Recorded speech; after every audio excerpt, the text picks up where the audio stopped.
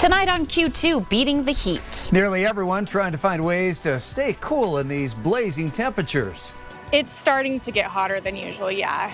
It usually doesn't seem this hot. Plus on the go. Basically between Laurel and Red Lodge, there's nothing. There's this giant gap. Joliet hasn't had anything. A local veterinarian now hitting the road to make sure all animals get the care they need. And AMP Camp. I'm coming every year now because of how good these instructors are and how nice everyone is here. Students from around the area join together to grow their love of music. The MTN 530 news starts right now. From Montana's news leader, this is the MTN 530 News. Well, good evening, everyone, and thanks for joining us tonight. I'm Russ Riesinger. And I'm Andrea, Lutz. The heat is on high today, climbing well into the 90s, and that's only a sign of things to come as some record temperatures, triple digits, could be in the near future. Yeah, all that sun definitely has many looking to beat the heat in some predictable ways, from ice cream to pools. Our Matt Carmack takes us around town to show us how people are staying cool.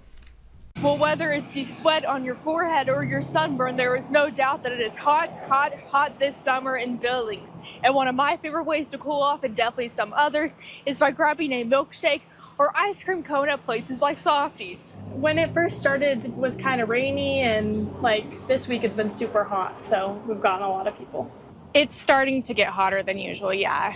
It usually doesn't seem this hot. So maybe frozen treats aren't your thing, but jumping in an ice-cold pool of water is. Well, you're in luck, as Rose Park provides summer trees to lie under, a swimming pool, and a water slide, all to keep you cool this summer. It's typically towards end of July, beginning of July, when it gets to hundreds, that's when we get really busy. It's really high hundreds right now. And finally, one of the easiest solutions is to just get inside. If you like to jog or walk around your neighborhood, it may just be easier to go inside places like the Rimrock Mall for your daily exercise. It can mean the difference between you and a heat stroke. Reporting in Billings, Matt Carmack, MTN News.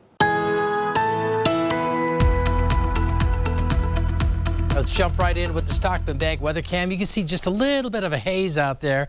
We're going to be talking more about that as there is some wildfire smoke starting to move in, but 99 for the warmest reading, even though we started off pretty close to average for this time of the year, 4 degrees shy of the record for the date, well above the mid 80s. That's typical for this time of the year. Top wind gust at the airport at 21 miles per hour. Temperatures statewide today have been into the triple digits and 90s. Now, the gold shaded number shows you the record high for the date. So it wasn't like the records were tumbling down, but we do have a couple of opportunities to set records. And whether we do or not, it's going to be hot. We're going to talk a lot about that with the forecast details coming up in a few minutes. A wildland firefighting plane battling the Horse Gulch fire near Helena crashed today with one pilot on board. So far, there's no word on the condition of that pilot. The Lewis and Clark County Sheriff says that plane went down in the Hauser Lake part of the Missouri River below the dam. It was a contract plane for the Forest Service and was scooping water at the time of the crash. The Horse Gulch fire burning 5 miles south of York and 2 miles north of Canyon Ferry Reservoir. That fire has burned 450 acres and is 0% contained. Veterinarians nationwide are struggling to keep up with demand. In fact, the nation will need 55,000 veterinarians to meet the demand by the year 2030.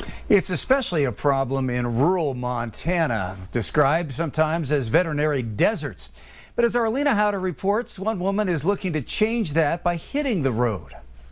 With a lack of vet clinics in communities like Joliet and here in Bridger, pet owners have to travel far and wide to get care. But one full-service mobile vet clinic is providing a solution. Chick, good dog. Like many pet owners, Bridger resident Jessie Coolmore only wants the best for her 12-year-old pup, Cinch. Oopsie. Now that he's getting older, his hips have been bugging him, so we're starting to come in for acupuncture now. Since the only vet clinic in town closed over a year ago, Good dog. Coolmore didn't have a lot of options. Every other week, I would have to plan on taking my dog all the way to Billings, to just to get vet care. That changed Monday for Coolmore and other pet owners living in veterinary deserts. Good boy. When Dr. Mandy Barnes opened up her mobile practice, Peaks to Prairie Animal Care. There is a lot of shortage of veterinarians in the country as a whole, but certainly rural Montana. As a resident of Joliet, Barnes has seen the need firsthand. Basically between Laurel and Red Lodge, there's nothing. There's this giant gap.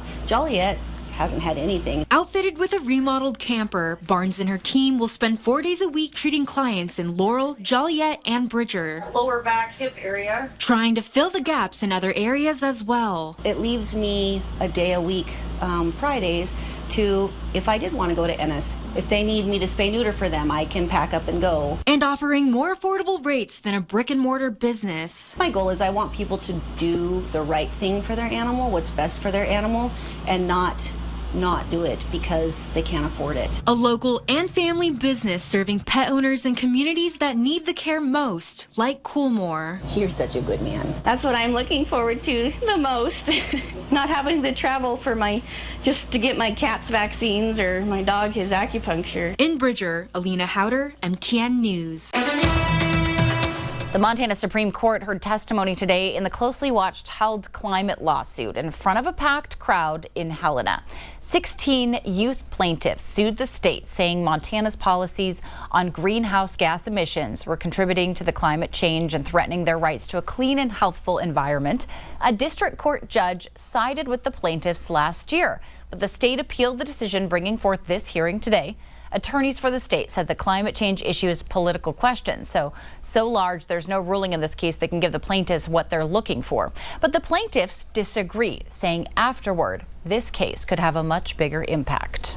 It's the nature of the harm and the relief required to alleviate that harm that puts this outside the context of a normal case. Why would you not be one piece of the complex solution to the complex problem? Why would you not use this case as an opportunity to create momentum into the future? The court typically doesn't take any immediate action. Chief Justice Mike McGrath said they'll issue their opinion in due course. President Joe Biden continues to lose more support this evening from Democratic lawmakers who say he's not capable of beating Donald Trump or governing for the next 4 years. New York Congressman Pat Ryan, the latest to call on him to step aside.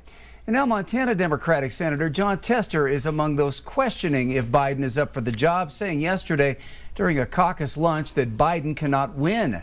Tester's team says the comments point to the fact that Biden is not doing a good job of reassuring the American people that he's up for the job. Well, Tester said in a statement earlier, President Biden's bad debate performance raised serious questions about whether he's up for the job for the next 4 years. As I've said, he needs to prove to the American people and me that he can do it, end quote. There are new worries at the Siboney-Stillwater mine tonight, this time due to a cyber attack that's impacting operations. Mine officials tell us they're gathering information about the impact of the attack, but say some computer systems are currently down and beginning to come back online.